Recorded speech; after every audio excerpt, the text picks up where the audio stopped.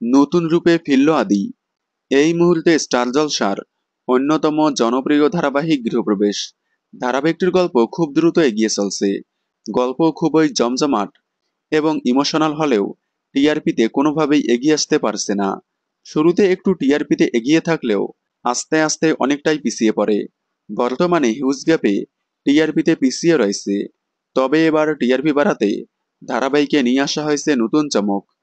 গৃহপ্রবেশ অল্প কয়েকদিন হয়েছে শুরু হয়েছে। এই কয়েকদিনেই গল্প অনেকটা এগিয়ে গিয়েছে। এই কয়েকদিনেই দেখানো হলো মা হয়েছে শুভ। সম্প্রতি দেখা যাচ্ছে মারা গিয়েছে আদি। তাহলে কি আর আদিকে ধারাবাহিকে দেখা যাবে না? না, আবারও নতুনভাবে নতুন রূপে ফিরে আসবে আদি, যা সম্প্রতি পর্বেই ঝলক দেখা গেল।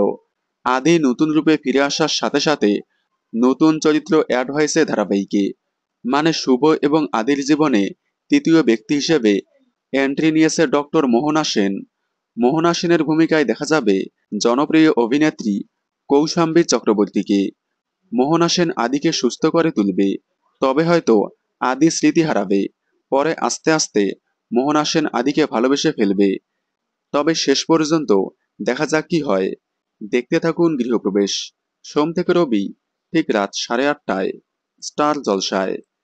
গৃহপ্রবেশ ধারাবাহিকের সকল আপডেট সবার আগে পেতে চ্যানেলটি সাবস্ক্রাইব করে পাশে থাকা বেল আইকনটি বাজিয়ে দিন। ধন্যবাদ।